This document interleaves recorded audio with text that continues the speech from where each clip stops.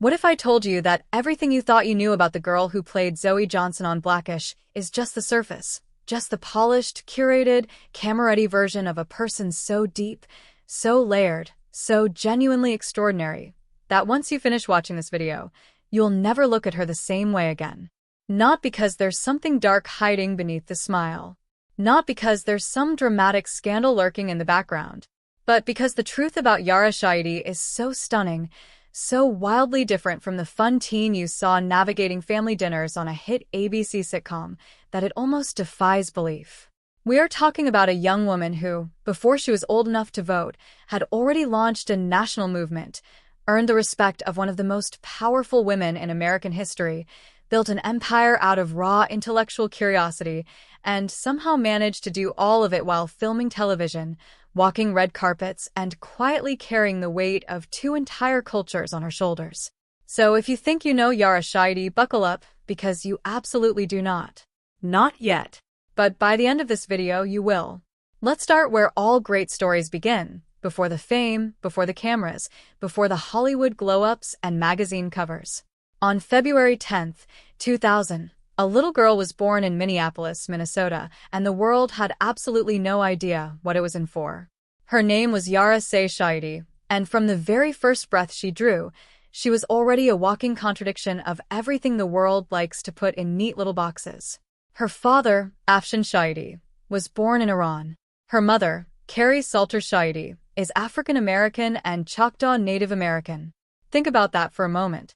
This child arrived on Earth carrying within her the blood of three completely distinct and historically rich peoples, Iranian, Black American, and Native American, in one small body, in Minneapolis, Minnesota, of all places. She didn't just represent diversity as a buzzword or a corporate agenda. She was diversity, walking, breathing, living proof that America's most complex identities could exist beautifully within a single human being. And here's something people almost never talk about. Farsi was Yara Shahidi's first language. Before she ever said a word in English, she was speaking Persian. Her father made sure of it. So this little girl who would one day become the face of Generation Z, who would one day stand confidently before some of the most powerful people in America and demand to be heard, started her life not speaking English at all. She grew up between two worlds, two languages, two sets of traditions, two completely different cultural rhythms, and rather than that splitting her apart, it fused her into something remarkable. "I love growing up between two cultures," she would later say. "It gives me a global sense of the world, and it makes me care about the world." That sense of caring about the world, it didn't come from a publicist. It was baked in at birth. It was the very first inheritance she received from the family that made her. Because you need to understand the family she came from to understand Yara Shahidi at all. Her father, Afshan Shahidi, wasn't just a photographer. He was Prince's photographer. That Prince, the Purple Rain, When Doves Cry, musical legend, one of the most otherworldly artists to ever pick up an instrument. Yara grew up with a father who walked in those circles, who spent his professional life capturing one of music's greatest geniuses through a lens. Creativity was not an option in the Shahidi household. It was the air they breathed. Her mother, Carrie, is also an actress, meaning that from the time Yara could walk, she was surrounded by people who understood storytelling, who lived inside the craft of performance, who approached their lives as artistic endeavors. But it wasn't all Hollywood glitter. Not even close. On her maternal side, Yara's grandfather, her mother's father, had direct ties to the Black Panthers. Let that land for a second. The grandfather of the girl you watched fretting over college parties and fashion choices on a primetime ABC sitcom was part of one of the most radical and consequential civil rights organizations in American history. The Black Panthers didn't just protest injustice. They built free breakfast programs for children. They organized communities. They put their bodies on the line against a system designed to crush them. That is the blood that runs through Yara Shahidi's veins. That is the inheritance she carries into every boardroom, every classroom, every interview, and every initiative she launches. And on her father's side, her Iranian grandfather instilled in her a deep and burning love for history, for understanding where we came from, how civilizations rise and fall, how the past always echoes in the present. two grandfathers, two completely different worlds, one unified message. Know your history and use it to fight for a better future. Now here's where things start to get genuinely jaw-dropping because most people assume that a child who grows up in Hollywood either sacrifices their education or gets a very convenient, very curated version of one. Nobody expected what Yara Shahidi was doing in the classroom. She was so intellectually advanced that her teachers wanted to skip her not one, but two entire grade levels. She was so far ahead of her peers that educators looked at her and said, "This child doesn't belong in first grade. She should go straight to third." Her mother, wisely, felt that skipping 2 grades might be socially too intense, so they compromised. Yara skipped 1 grade. But pause and appreciate what that means. This was not just a precocious kid who liked to read. This was a child whose teachers couldn't figure out how to keep her challenged within the normal structure of school. And it gets even more specific. When she turned 10 years old, 10, and kids her age were showing up to birthday parties dressed as princesses or superheroes, Yara Shahidi dressed up as a historian, in a seersucker suit. She has said with complete sincerity, "I've always wanted to be a historian. For my 10th birthday party, I dressed up as a historian in a seersucker suit." Most children at 10 are just discovering the concept of a birthday wish. Yara Shahidi was constructing a philosophy. And then there's the cousin. Because if this story wasn't already extraordinary enough, Yara Shahidi's cousin is Anusha Ansari, the first Iranian-American astronaut and the first female private space explorer in the history of the world. Let that sink in.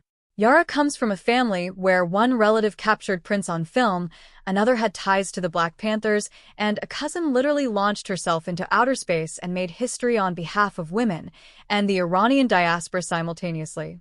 This is not a typical American celebrity family. This is a dynasty of boundary breakers. And Yara, rather than resting on those impressive shoulders, spent her life trying to add her own chapter to that story.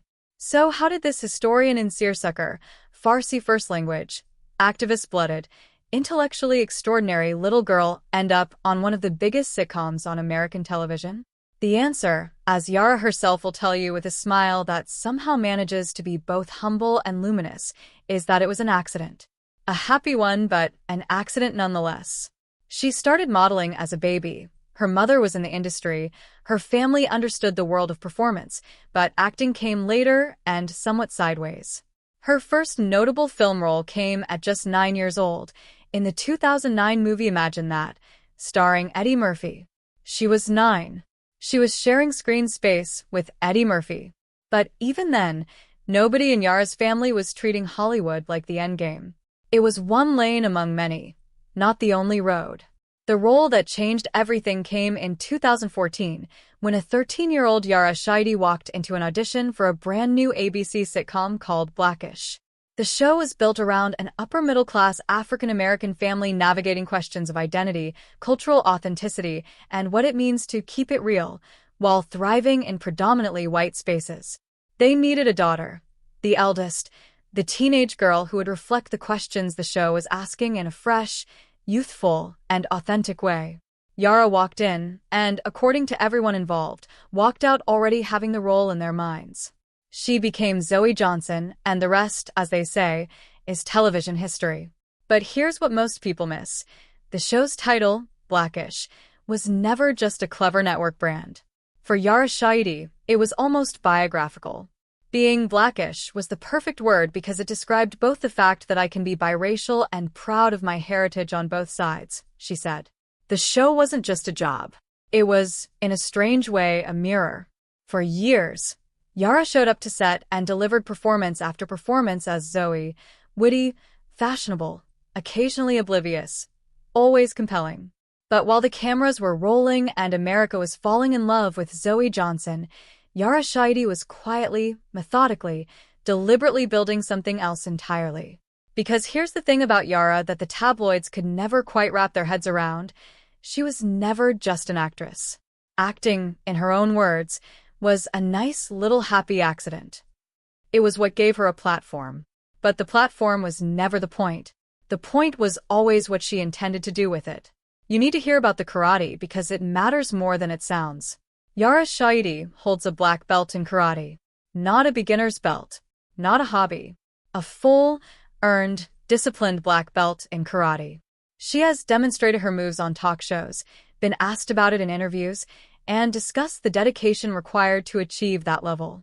Think about the discipline involved. The early mornings, the practice, the failure, the repetition, the mind-body connection required to move through the ranks of a martial art. This is not someone who dabbled. This is someone who committed. And that pattern of commitment, that willingness to go all the way once she decided something was worth doing, shows up in everything Yara Shahidi has ever touched. It shows up in how she approached school, how she approached activism, how she approached Harvard, how she approached her thesis. She doesn't do things halfway. She never has. And then there's the reading list, which tells you more about Yara Shahidi than probably any interview she's ever given. While her peers were reading whatever was assigned in class, Yara was deep into James Baldwin. Not just casually. Deeply. Seriously. She has named Baldwin's Giovanni's Room as one of her favorite books, a choice that is, in itself, quietly radical.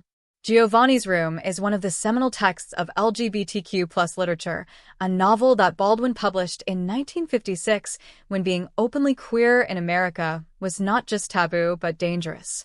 It's a book about identity, shame, desire, and what we owe each other as human beings.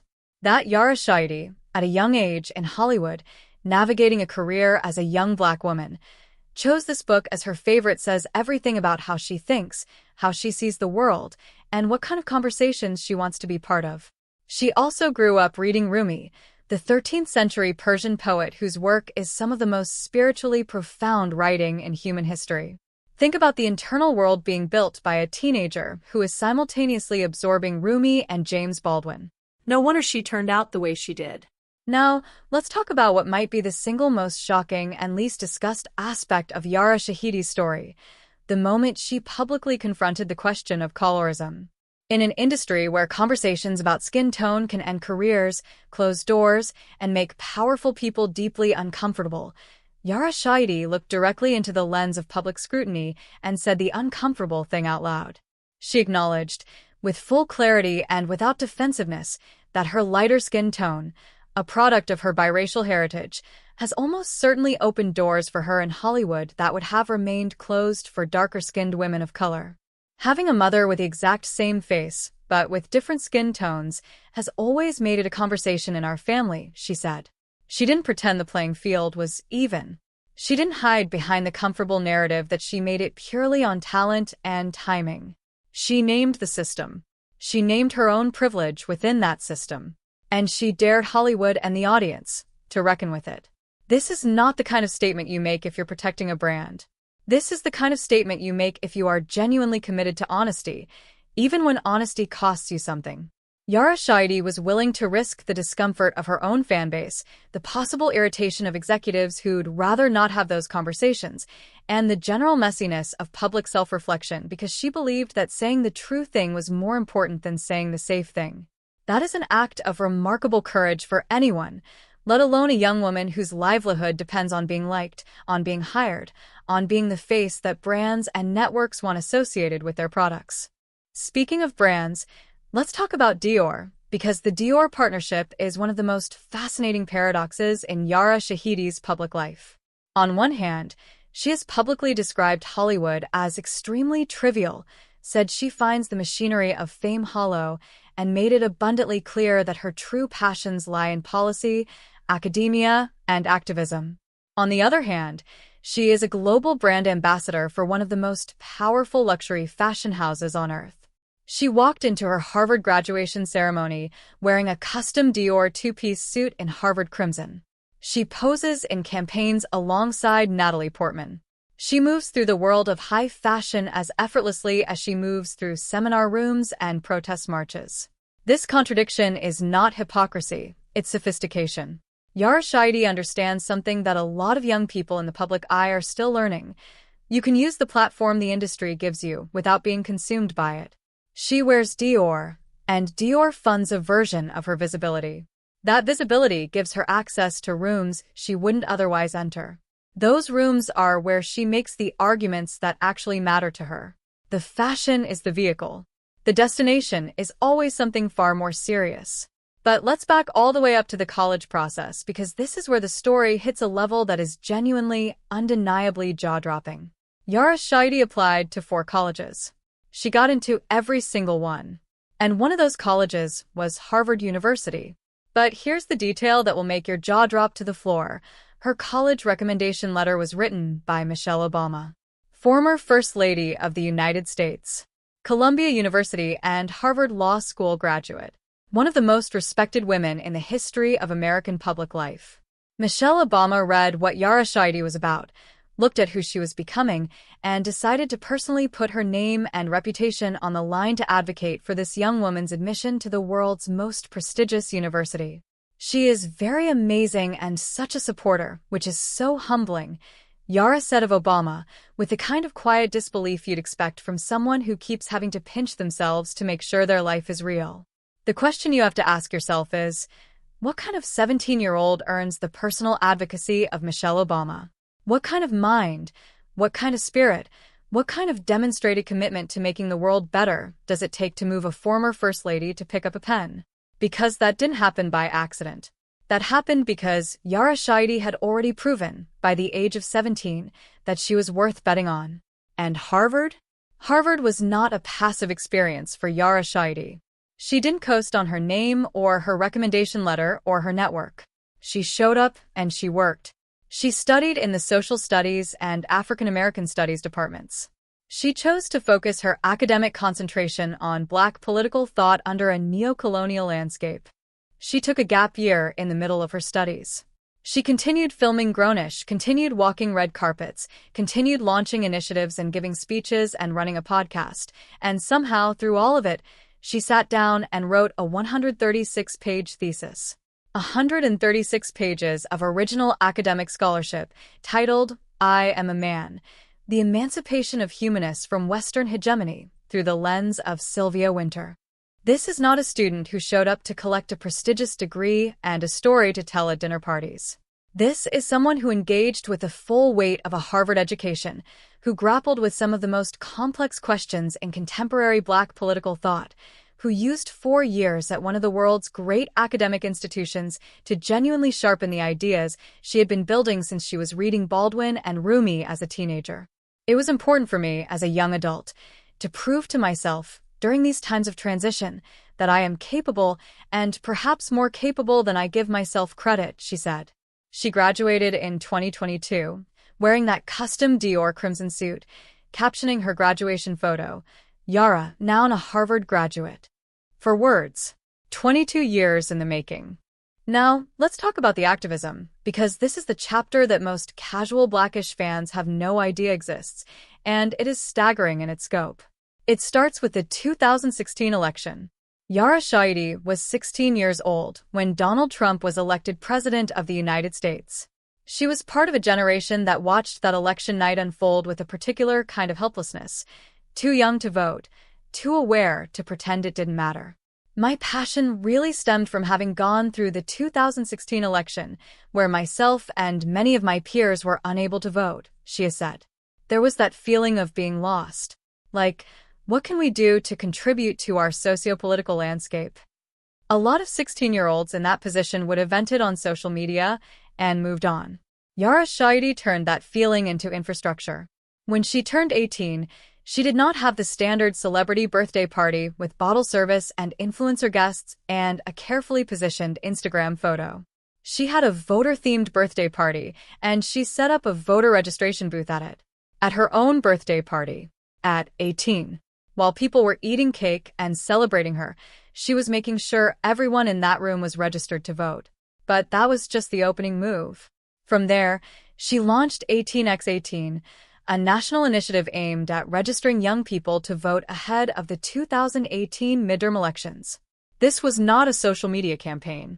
This was a real organization with real events, real voter education resources, a national summit, and a genuine strategy for closing the knowledge disparity that Yara believed was the root problem keeping young people out of the political process.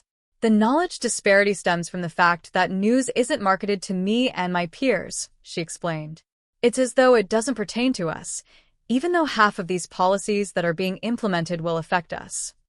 She wasn't just pointing at the problem, she was building the solution. Alongside 18x18, Yara launched Yara's Club, a mentorship program that brings together high school students to discuss social issues, think critically about their world, and find their own voices as future leaders. She interviewed civil rights icon John Lewis. She sat across from Angela Davis. She created a podcast through Crooked Media, interviewing young women who were making waves in politics and activism. She went on The View and drew direct historical parallels between Black Lives Matter and earlier civil rights movements, not as a scripted talking point, but as someone who had read the history, understood the lineage, and could articulate it with academic precision in front of a live studio audience. She told The Guardian that she would put her entire career on the line to talk politics, if that's what it took. Not as a threat, as a statement of values. The career, in her hierarchy, comes after the cause. What's remarkable about how Yara Shahidi approaches her activism is the deliberate refusal to engage in performative politics. While much of Hollywood was engaged in loud, social media-ready Trump bashing, which, valid, but also extremely low stakes, Yara was doing something much harder and much more durable. She was trying to change the underlying conditions that allow bad political outcomes to happen in the first place. She focuses on voter education, not hot takes. On civic infrastructure, not celebrity outrage. She has said she doesn't want to be president of the United States. She wants to occupy what she calls politics-adjacent positions, where she can actually build things, shape policy, and create lasting change without being consumed by the electoral machine. That level of strategic thinking about how power actually works, that is not something you learn on a TV set. That comes from reading, thinking, mentorship, and a genuine commitment to understanding the systems you want to change. Let's talk about something that most people still don't know, the secret relationship. For 3 full years, Yara Shahidi was in a serious relationship that the public knew absolutely nothing about. Zero. Not a whisper, not a paparazzi photo, not a leaked text. While she was everywhere, on screens, in magazines, at events, giving interviews, she was simultaneously maintaining a deeply private personal life that she protected with extraordinary discipline. When the relationship ended, she revealed it casually, almost in passing, in an interview, just dropped it into a conversation the way you mention something you'd long since made peace with. The revelation that she had been in a 3-year relationship nobody knew about is, in its own small way, a masterclass in boundaries. In an era where celebrities document their grocery runs and their skincare routines and their morning moods, Yara Shahidi managed to have an entire romantic relationship, 3 years long, completely outside the public eye. She has since described herself as single and spoken warmly about the commentary her younger brothers give on her love life, which is perhaps the most relatable thing she has ever said. Now, let's get to the fairy dust moment, because yes, we are absolutely going to talk about Tinkerbell. In 2023, Yara Shahidi made her debut as the first Black Tinkerbell in Disney's live-action film Peter Pan and Wendy, playing opposite Jude Law as Captain Hook. And here is where the casting becomes more interesting than just a diversity milestone. Think about what Tinkerbell represents. She is tiny. She is magical. She is often overlooked. She communicates in light rather than words. She is fiercely loyal and occasionally jealous and deeply emotional. She has been, for decades, one of the most iconic female characters in children's storytelling, and yet, in every previous version, she has looked exactly one way. Casting Yara Shahidi in that role was not a political statement as much as it was a vision correction. Tinkerbell, as a concept, this magical, luminous, ethereal creature who exists between worlds, actually makes a kind of perfect poetic sense as a biracial young woman who has spent her entire life existing between worlds. Yara seemed to understand this intuitively. Being left out for so long makes the opportunity to be Tinkerbell even more meaningful, she said, bringing that characteristic mix of warmth and clarity that defines everything she does. And now, let's get honest about something that very few people are willing to say about Yara Shahidi, because it runs against the grain of comfortable celebrity narratives.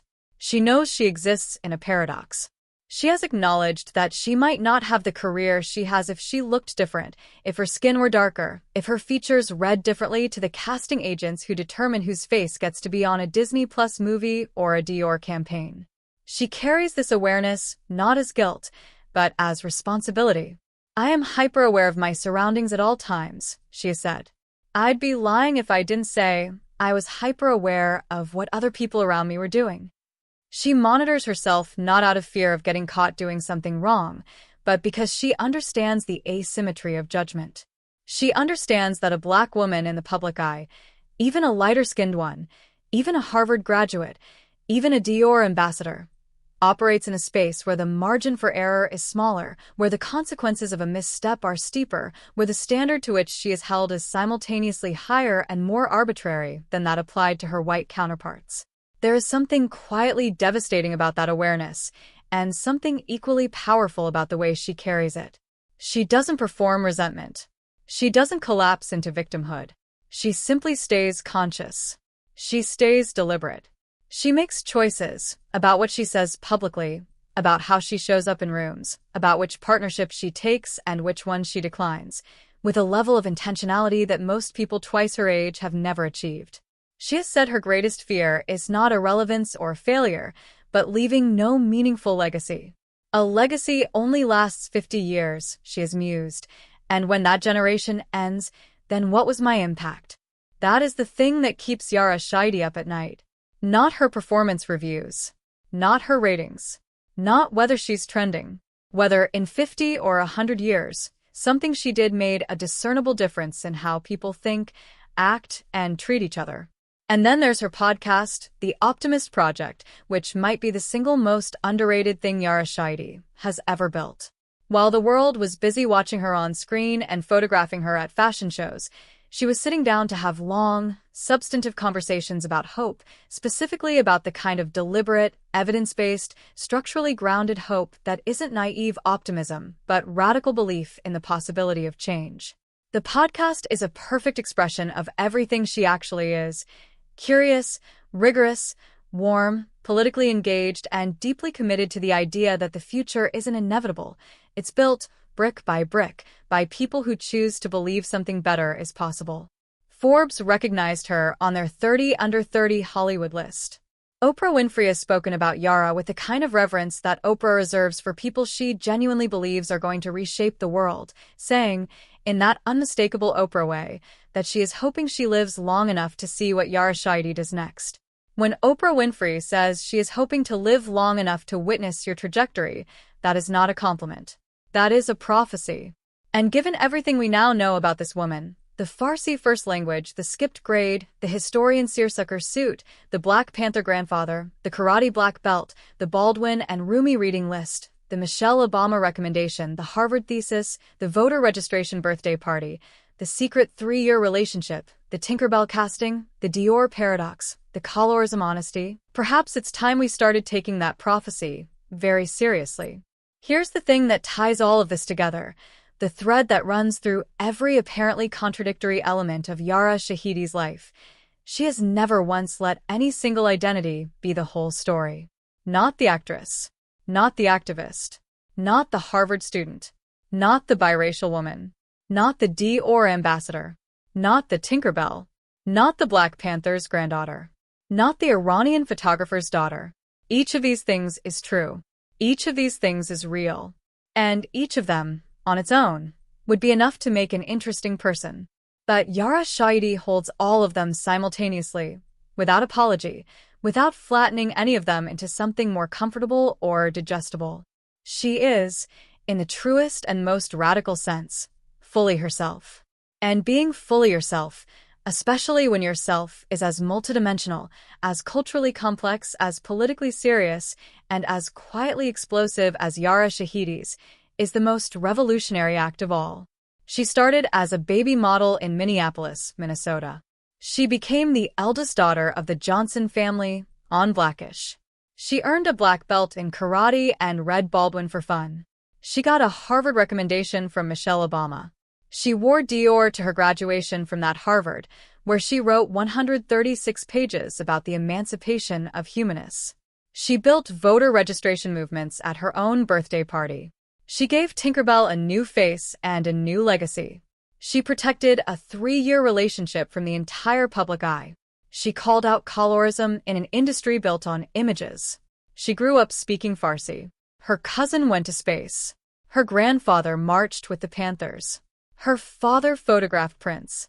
And through all of it, through every red carpet and every seminar, through every casting call and every national summit, she has maintained this extraordinary, almost serene clarity about what actually matters to her and what doesn't. When Yara Shahidi walks into a room, any room, she brings all of it with her.